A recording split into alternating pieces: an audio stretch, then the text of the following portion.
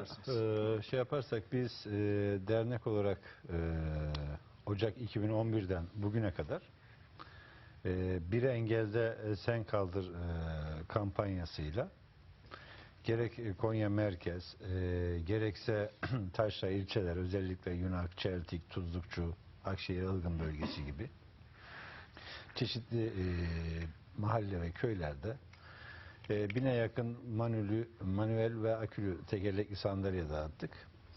1000'e yakın. Evet, 1000'e Ne yakın. kadar oldu sizin dernek kurulalı? 9, bu önümüzdeki Ocak ayında 9 yıl olacak. Yani şey olarak kısıtlı imkanlarla çalıştığımız için 1000 az bir rakam değil ama yani ciddi bir elimizden rakam. geldiğince bir şeyler yapmaya Yani çalışıyoruz. Şimdi yine bu önümüzdeki 3 Aralık'ta bu sene ilk defa Kırım'a tekerlekli ve akülü sandalye göndereceğiz. Dünya Kırım Tatar Derneği ile beraber bir organizasyonumuz var. Kırım'daki ihtiyaç sahibi engelliler için bir kampanyamız kaç var. tane gönderilecek? Sayı belli mi? Yani şu an kampanyamız devam ediyor. Devam ediyor. 20'nin üzerinde olacak sanırsam. Onun haricinde yine biz derneğimizin bünyesinde içeriğinde kültür de olduğu için gerek engelli haftalarında gerek diğer günlerde şiir ve türkü geceleri yapıyoruz. Bu yapmış olduğumuz çalışmalarda demin de söylediğim gibi engelli bireyler, şehit aileleri, gaziler, kimsesiz çocuklar, huzurevi sakinleri bizim yapmış olduğumuz bütün programların demirbaşı. Yine bunun yanı sıra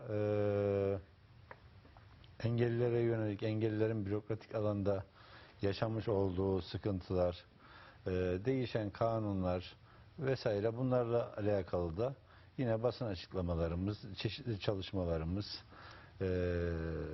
devam ediyor. Yani gerek bürokratik alanda gerek belediyeye yönelik çalışmalarda biz de üzerimize düşenleri söylüyoruz. Onlar da sağ olsunlar söyleneni yapıp icra edip engellinin mağduriyetini ortadan kaldırmaya çalışıyorlar. Evet. Şimdi size özel bir soru sorsam. Evet. Derneğin ismi benim dikkatimi çekti. Evet. Gönül Gözü Derneği. Evet. Nereden icap etti böyle bir isim koyma? Ya şimdi Gönül Gözü Derneği'nin kurucusu da benim haliyle.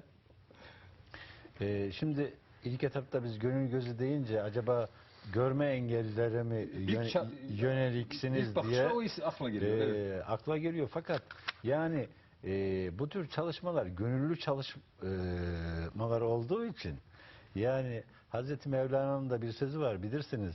Dünya gözüyle bakan yüzü, gönül gözüyle bakan özü görür derler. Evet. Onun için biz çalışmalarımızda gönül gözüyle hareket edenlere daha çok hizmet ediyoruz. Daha çok bizi anlıyorlar. Öyle diyelim yani. Yani, gönül gözü açık olanlar. Tabii. Bizim Sizinle beraber. çalışmalarımızda yine bunu da slogan haline getirdik. Gönül gözünüz açıksa hiçbir engel yoktur diye. Bunu da derneğimizin sloganlarından birisi. Evet. Güzel. Allah yardımcınız olsun. Sağ olasınız. Sizin de tabii derneğin ismi Türkiye Sakatlar Derneği. Konya Şubesi. Şimdi bu tabii çok eski yıllara dayanan bir dernek. Osmanlılar dönemine uzanıyor mu? Şimdi abi Salih abi, bu Türkiye Sakatlar Derneği Konya Şubesi 1959 Yok, yani genel olarak.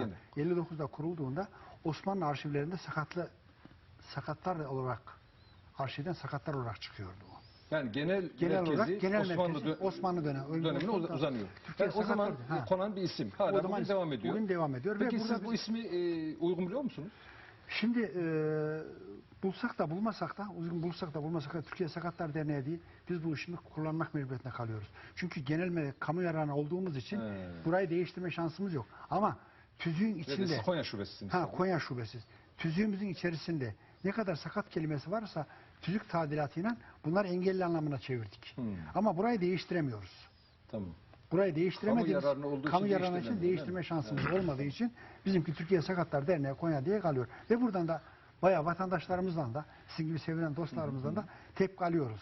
Ama Ya tepki olarak değil de. yani tepki olarak değil ama Yani şey olarak tabii bir engelli, ya aslında engelli bile söylenmesi bana göre bir mahsurlu gibi geliyor. Yani o, evet.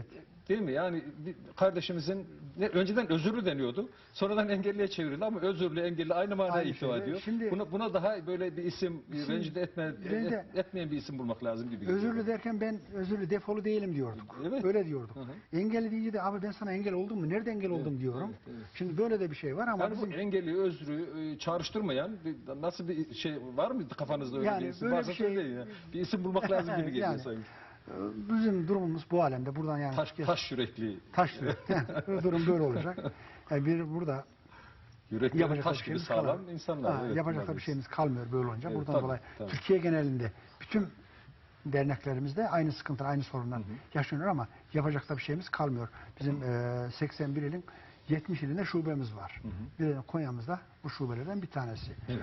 Burada çalışmalar esnasında sportif faaliyetler, tekerlek sandalye, O basketbol. faaliyetlere devam edelim mi? Tekerlek sandalye basketbollarımız var. Ondan sonra oturarak voleybollarımız var. Bunların her birisi ve spor bizim gençlerimizi daha bir etkileştiriyor. Tabii. Tabii engelleri hayata kazandırmak, onları sosyal hayata kazandırmak için mutlaka bir aktivite yapmak lazım değil mi? Aktivite içinde olmak lazım. Onlar da işte spor başta geliyor. Spor başta geliyor. Ondan sonra işte mesela resim yapma olabilir, müzikle uğraşma olabilir. Yani bunlar gibi işte hat eğer uygun olanlar için olabilir. Yani değişik şeyler bulmak lazım. Değişik şeyler. Derneğimizde ayağıyla resim yapan üyemiz var. Resim konusunda Çok güzel. halk eğitim açmış olduğu kurslara, KOMEK'in açmış olduğu kurslara gidiyor. Burada çalışanlar bu şekilde.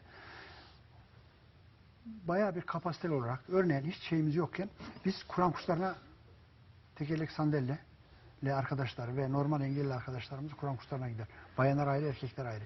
Geçen yıl bunlara mukafat olarak 17 tane tekerlek sandalyeli Ümre'ye gönderdik.